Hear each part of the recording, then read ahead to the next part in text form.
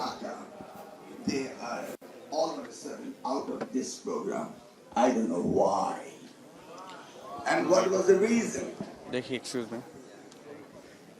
Because maybe the administration, the government paid to administer these 7 colleges under the National University, or the conflict between the 2 VCs of Dhaka University and National University, which one could not be, and it could not be addressed, such a failure of the administration. And unfortunately, we have to swallow this thing. Now, today, in the evening, I have to pass a bill for the Central University in Dhaka. We don't know where is the land. We don't know how we are going to start. But things has to go ahead. In future, we don't want to see this kind of anomaly. And we want to straight up ourselves. Whoever is sitting on that chair as a minister, he has the duty to do this thing in the right way. Not whenever mobs come in the street and we could say, yes, go along with the mob. That's not the style to run the ministry. Well, আমি যেটা বলতে চাচ্ছি, আগামী দিনগুলোতে এই national university তাদেরকে তাদের সক্ষমতা অর্জন করতে হবে। দেখুন, আমরা যখনই কোনো প্রজেক্ট করেই ফেলি, যেমন this project funded by UNICEF, very good, we're getting good chunk of money and the training will be done. But after the training, never we evaluate our program. That is the main problem with us. In my ministry, primary education and secondary and tertiary education, nearly 200 projects are there. Nearly 200 PDs are there. Thousands of crores of Dhaka are spending for this education sector. Are we getting the same output? I don't know. Maybe one day, after a few years, I have to stand in front of you and answer this question. So why not we start right now about the projects? আমি প্রথমে VCK বলবো, আপনি দয়া করে ট্রেনিংগুলো ঠিকমতো হচ্ছে কিনা এবং ট্রেনিংগুলোর রেজাল্ট ঠিকমতো হচ্ছে কিনা, এর অ্যাপ্লিকেশনগুলো ঠিকমতো হচ্ছে কিনা, that's your duty to oversee is. আমি আজকে এখানে খুব আনন্দিত হয়েছি যে এরকম একটা প্রোগ্রাম ইউনিভার্সিটিতে হচ্ছে। বাট দ্য রিজন, দেখুন আমাদের দেশে উনিও বললেন, lot of ministries are working in this sector. Number one, ICT ministry, technical education ministry, Ministry of Education and Technical Education part, DG Technical, and 23 other ministries are working in the same sector. Do you need it? 23টি মন্ত্রণালয় একই কাজ করছে। It's overlapping. Am I right? UGC তো কিছু কিছু programme যাচ্ছে। Well, I don't know. BNQF রয়েছে accreditation করার জন্য। বাট আমি এ যাবৎ এগুলি কাজে কলমেই দেখছি। আমি কোনো কার্যকরী পদক্ষেপ হয়েছে বলে আমি এই পর্যন্ত দেখছি না। অন দ্য আদার হ্যান্ড, আপনি দেখুন আমাদের প্রধানমন্ত্রী তিনি নিরলস পরিশ্রম করে যাচ্ছেন। আমি ভাগ্যবান ছিলাম ওনার বাবার সাথে শহীদ রাষ্ট্রপতি জিয়া রহমানের সময়ে, তখন আমি ঢাকা বিশ্ববিদ্যালয়ে ফজল কলেজে দুইবার ভিপি ছিলাম এবং সেই সময় আমি ওনার সময় ছাত্রদল করতাম। দেখেছিলাম উনি কিভাবে কাজ করেন, দেখার সুযোগ হয়েছিল। মাঝে মধ্যে প্রায় আমাদেরকে নিয়ে দেশের প্রত্যন্ত অঞ্চলে নিয়ে যেতেন দেখানোর জন্য যে ভবিষ্যতে কিভাবে দেশ চালাতে হয় সেটি শেখার জন্য। তারপর আমার ভাগ্য হয়েছে বেগম খালেদা জিয়ার সঙ্গে কাজ করতে। ওনার সময়ে আমি প্রতিমন্ত্রীর দায়িত্ব নিয়ে কাজ করেছিলাম, সেটি আপনাদের সঙ্গে রয়েছে। আজকে আমাদের এই নতুন প্রধানমন্ত্রী, তার কাজ দেখে আমি বিস্মিত হচ্ছি। আমি নিজেকে চিন্তা করি কখন তিনি ঘুমান। একই কথাটি তখন আমার জীবনে, ওই প্রথম জীবনে প্রশ্ন এসেছিল, কখন তিনি ঘুমান। আমি 27 নম্বর বিএনপি অফিসে প্রেসিডেন্ট জিয়া রহমানকে টিফিন গাড়িতে করে বঙ্গভবনতে খাবার নিয়ে এসে সেখানে মধ্যরাত্রে পলিটিক্যাল মিটিংয়ে কর্নেল আলাউদ্দিন ওনার দপ্তর সম্পাদক ছিলেন, টিফিন ক্যারিটে এগিয়ে দিতেন, ওরা খেতে দিয়েছি। আর গতকালকে আমি সংসদে মাগরিবের নামাজের সময় মাননীয় প্রধানমন্ত্রীর কাছে গিয়েছিলাম, ঠিক তেমনিভাবে দেখলাম তিনি কালকে বিকেলের নাস্তা বাসা থেকে আনা সামান্য একটু নাস্তা করলেন, আমি সেখানে উপস্থিত ছিলাম। এটি আমার যে মনে বিশ্বাস আরো জন্মিয়েছে যে এই প্রধানমন্ত্রী ওই তার বাবা মায়ের পদাঙ্ক অনুসরণ করছে। আমি আমার দায়িত্ব পাওয়ার পর এই যাবৎ ঠিক মতো ঘুমাতে পারছি না। রাত 12টাতেও অনেকে গিয়ে আমার সাথে অনেক কথা বলার চেষ্টা করেন, মাঝে মাঝে খুব বিরক্ত বোধ করি, কিন্তু তখন ভাবি যে আমাদের প্রধানমন্ত্রী, আমি তো একটি মন্ত্রণালয় নিয়ে অস্থির হয়ে আছি, আর আমাদের প্রধানমন্ত্রী প্রত্যেকটি মন্ত্রণালয় নিয়ে কথা বলছেন।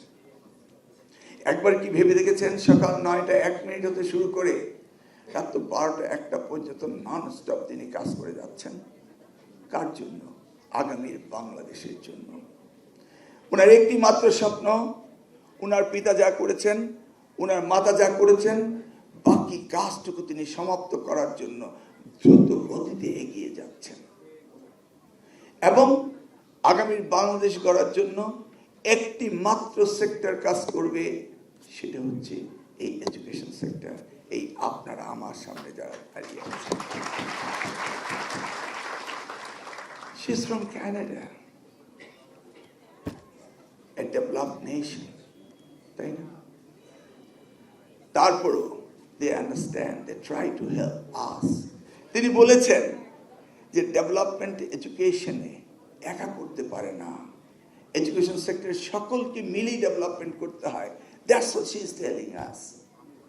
She is telling us that education is an international commodity, it's a global commodity, it's not a domestic commodity that we only address in our own way.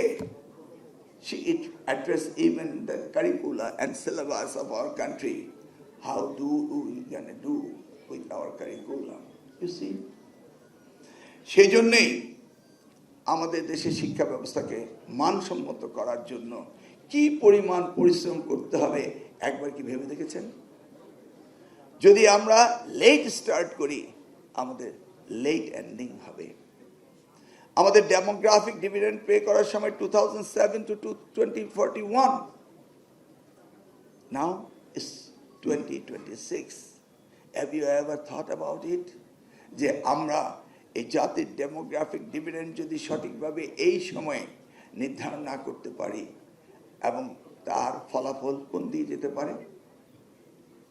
You see, Japan, তারা তাদের ডেমোগ্রাফিক ডিভিডেন্ড সময় মতো pay করেছিল বলেই তো দে are enjoying নাও, নাকি? আর আমরা কি সেই পথে এগোচ্ছি? নিশ্চয়ই না। আপনি দেখুন, including Canada and all other developed nations, more than 30 nations, more people are dying, less people are taking birth. But we are reverse, exception, that more people are taking birth in Bangladesh, less people are dying. Our population is booming. Are we planning to use this population? Have we ever thought about it? Did any program we had given to anybody yet, thinking or keeping that in our mind? You see, SSC পরীক্ষা আপনারা 1 হতে 10 class কত বছর লাগে? 10 years. At the age of 6 you got admitted in the class 1. You should be out finishing your SSC at the age of 16. Am I right? Which year? আমাদের ছেলেমেয়েরা, বোধহয় বাচ্চারাও আছে বোধহয় এখানে, আমি দেখছি আছে। ওরা কোন বয়সে তোমরা বেরো এসএসসি পাস করে? Can you tell me? কত? 17। এই অঙ্কে কাঁচা হলে চলবে না।